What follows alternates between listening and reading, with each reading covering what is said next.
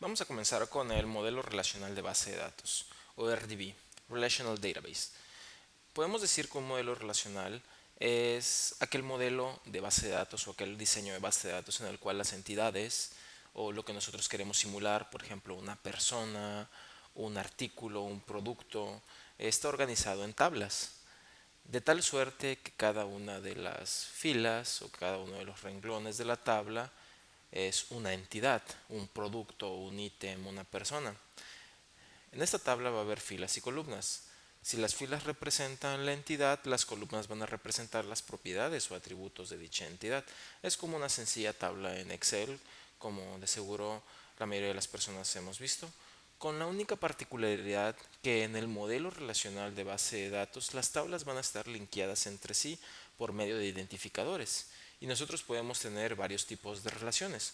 Podemos tener una relación uno a uno que casi nunca se da, es decir, un renglón en una tabla o una fila en una tabla está linkeado o está relacionado con otro renglón en otra tabla. Es muy raro de encontrar.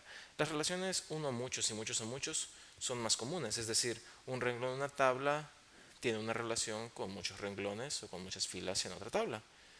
Y un registro o fila o renglón en una tabla o muchos de esos renglones en una tabla tienen una relación en viceversa con un solo registro en otra tabla.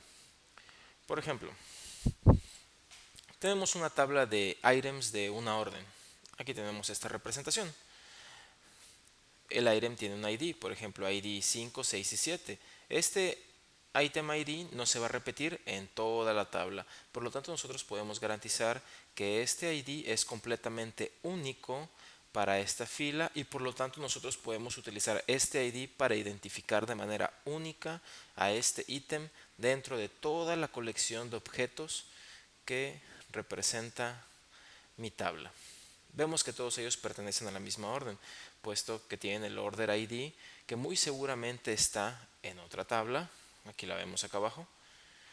Y bueno, aquí tenemos el nombre del ítem y el monto. Así que podemos ver fácilmente que cada uno de los registros posee una relación en otra tabla y posee una relación a la vez con los mismos ítems de esa misma tabla. Por lo tanto, el modelo relacional es una forma muy natural de expresar o de almacenar información. Es completamente a lo que se le llama straightforward, es decir, es completamente directo. Ahora, existen algo llamado primary keys. Este primary key es el ID que les acabo de mencionar. Es decir, un primary key es toda aquella información o toda aquella columna o columnas de una tabla que me van a permitir en conjunto todos los primary keys de una fila identificar de manera única un solo registro dentro de una tabla. Vamos a, digamos que, a simplificar esto y vamos a intentar decir que un primary key solamente representa una columna. Puede representar varias, pero para estos ejemplos vamos a utilizar solamente primary keys de una columna. Así que un identificador que represente a mi registro dentro de la tabla de manera única podría ser este número. Sería un número de tipo long, o vaya, sería un tipo numérico incremental, normalmente de uno en uno, donde cada item ID, es decir, cada item dentro de una orden, va a ser identificado por medio de este número.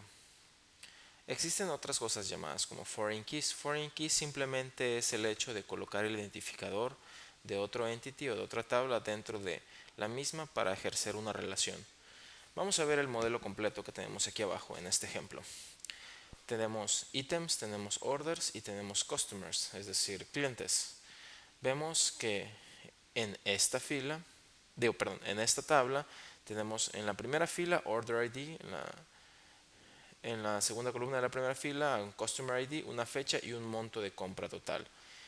Parece ser, o la intuición me dice, de que una orden puede tener muchos items y una orden está relacionada únicamente a un solo customer. Por lo tanto, existe aquí una relación, muchos a muchos, entre items y customers. ¿Sí me explico? Digamos que esta relación existe a través de esta tabla terciaria. En las siguientes diapositivas vamos a ver cómo encontrar este tipo de relaciones. Vamos a entrar un poquito más a detalle en este modelo relacional.